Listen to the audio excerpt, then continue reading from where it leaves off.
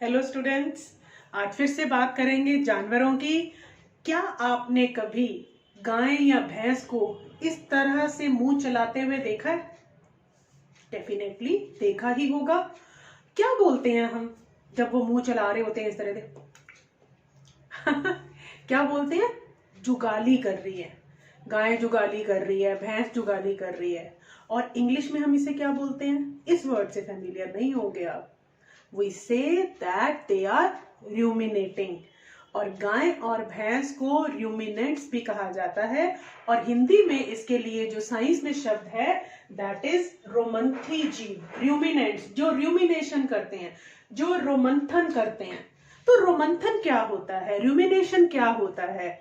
आज का हमारा यही टॉपिक है कि डाइजेशन इन ग्रास ईटिंग एनिमल्स, घास खाने वाले जीवों में पाचन प्रक्रिया किस प्रकार होती है।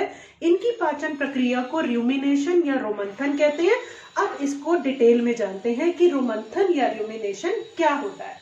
ये लोग क्या करते हैं, ये भोजन को निगल लेते हैं, स्वेलो, बिना अपने दांतों से काटे चबाए, बिना च्यू किए सीधा मुंह में निगल लेते हैं।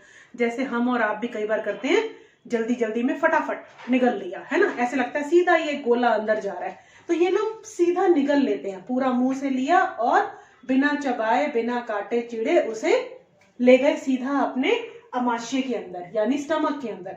स्टमक का एक हिस्सा होता है जिसे रुमेन, RUMEN या प्रथम अमाशय भी कहते हैं। यहाँ भोजन का आंशिक पाचन होता है, पार्शियल डाइजेशन, मतलब पूरी तरह से भोजन।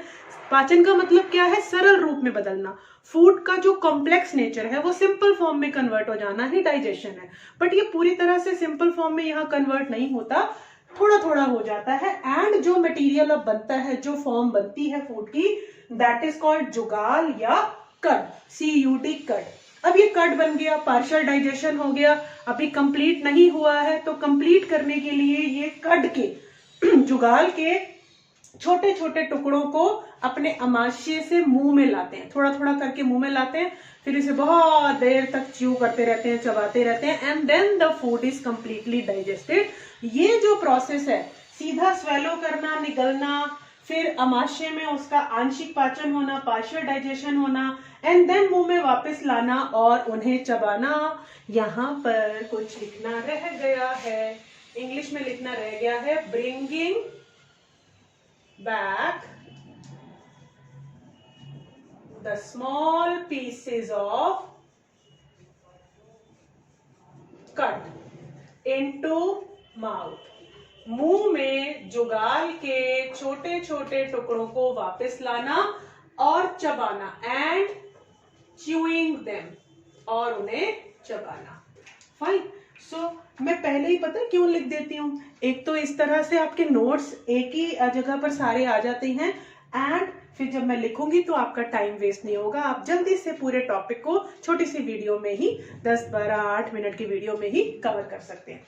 सो this whole process is known as जुगाली करना, आम भाषा में बोलते हैं, एंड साइंस में हम इसे रूमिनेशन या रोमंथन बोलते हैं। फाइन।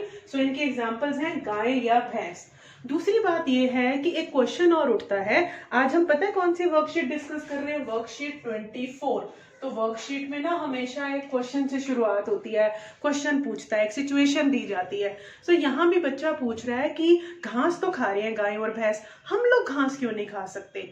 हम भी इतनी सारी घास अवेलेबल है, अगर हमें कभी खाना नहीं मिल रहा तो हम घास खा लेते हैं। लेकिन हम लोग घास नहीं खाते, या नेचर ने हमें घास खाने के लायक नहीं बनाया। पता है क्यों? यस, देखो अब इसका रीजन कि घास में सेलुलोज नाम का कार्बोहाइड्रेट होता है। कार्बोहाइड्रेट का ही टाइप का है। सो सेलुलोज नाम का भी एक कार्बोहाइड्रेट होता है जिससे सेलुलोज कहते हैं। एक टाइप का कार्बोहाइड्रेट है घास में जिसे हम सेलुलोज कहते हैं। ये क्या होता है, ये जो गाय भैंस जैसे रूमिनेंट्स है ना, रोमंथी जीव है, इनकी छोटी आंत और बड़ी आंत के बीच में एक बैग लाइक स्ट्रक्चर होता है जिसे हिंदी में अंधनाल कहते हैं। यहाँ मैंने लिखा भी है कि यह एक अंग अंधनाल में, वहां पर होते हैं बैक्टीरिया, जीवाणु, और वो जीवाणु जो है इस घास के अंदर जो सेलुलोज है, कार्बोहाइड्रेट है, उसे पचा लेते हैं, उसे सिंपल फॉर्म में कन्वर्ट कर देते हैं। बट ये बैक्टीरिया हम ह्यूमंस में नहीं होते। अब ये बैक्टीरिया हमारे अंदर नहीं है तो हम सेलुलोज को पचा नहीं सकते। फाइन। इसलिए हम जो ह्यूमन बींग्स हैं वो घास नहीं खाते। फाइन। अब चलते हैं, ये आज की छोटी सी वर्कशीट थी, ये इतना थोड़ा सा ही कंटेंट है इसमें। अब हम क्वेश्चन आंसर डिस्कस करते हैं। रुमेन किसे कहते हैं? What is called rumen? Rumen क्या होता है?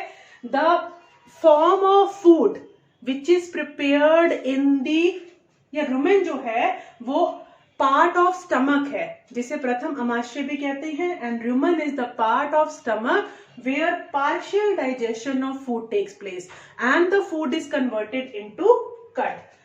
जहां भोजन का, अमाशय का वह हिस्सा जहां भोजन का आंशिक पाचन होता है और जुगाल बनता है, उसे रुमेन कहते हैं। नेक्स्ट इज रूमिनेंट्स के 3 उदाहरण दीजिए। तो गाय, भैंस, काउज एंड बफेलोस तो हमें पता ही है। और कौन से जीव करते हैं इस तरह की जुगाली एंड रूमिनेशन? बकरी को भी देखा होगा आपने, वो भी ऐसा ही करती है ना, पत्तियां और घास खाती है। जितने घास खाने वाले हैं ना वो सारे रूमिनेंट्स हैं बेसिकली।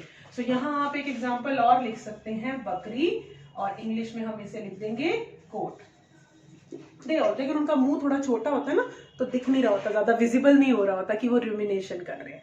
नेक्स्ट क्वेश्चन इज, मनुष्य सेलुलोज का पाचन क्यों नहीं कर सकता? क्योंकि यह जो सेलुलोज है, देखो लिखा है ना, यह का मतलब है यहाँ पर सेलुलोज, रोमंथी जीवों की छोटी आंत और बड़ी आंत के बीच एक अंग अंधनाल में जीवाणुओं द्वारा पचाया जाता है। ये जीवाणु मनुष्य में नहीं पाए जाते। The cellulose is digested by bacteria present in the sac like structure, एक थैली जैसा स्ट्रक्चर होता है between small and large intestine, where the bacteria digested. Fine, so these bacteria are not present in humans. उसके बाद आपका एक रिक्त स्थान भरो, खाली स्थान है। घास में डैश की प्रचुरता होती है। Grass contains dash in plenty. क्या होता है ग्रास में? सेलुलोज, ये वर्ड आएगा, सेलुलोज। फाइन। एंड जो एक प्रकार का डैश है, क्या है वो? एक प्रकार का कार्बोहाइड्रेट है, तो सेकेंड वाले ब्लैंक में कार्बोहाइड्रेट आएगा। जंतु जो जुगाली करते हैं, दोज हु रूमिनेट, ऐसे एनिमल्स को क्या बोलते हैं? रूमिनेंट्स या रोमंथी जीव। तो ये आपकी वर्कशीट के छोटे छोटे से क्वेश्चन आंसर्स थे। अगर आप वर्कशीट्स के कंटेंट को भी अच्छे से सुनते हैं, समझते हैं, पढ़ते हैं और उनके क्वेश्चन आंसर्स लर्न करते हैं, इवन देन आप 80% सिलेबस कवर कर सकते हैं। बहुत ही कंसाइज वे में आपके सिलेबस को बहुत इजी तरीके से इसमें दिया जाता है। सो वर्कशीट्स को भी संभाल के रखिए, इसलिए मैं अपने वीडियो के डिस्क्रिप्शन बॉक्स में इनके लिंक दे देती हूँ, जो हमेशा के लिए वहाँ वीडियो के साथ सेव रहेंगे। तो कभी भी आप उन्हें फॉर फ्यूचर रेफरेंस यूज करना चाहें, you are free to use them. आप उन्हें यूज कर सकते हैं, पढ़ सकते हैं। जब एग्जाम्स आएंगे तो रिविजन के लिए बहुत अच्छा मटेरियल है। सो पढ़ते रहिए, अपना ख्याल रखिए, और फिर और जानेंगे इसी डाइजेशन के प्रोसेस को अगली वर्कशीट और अगले वीडियो में। Till then, bye bye.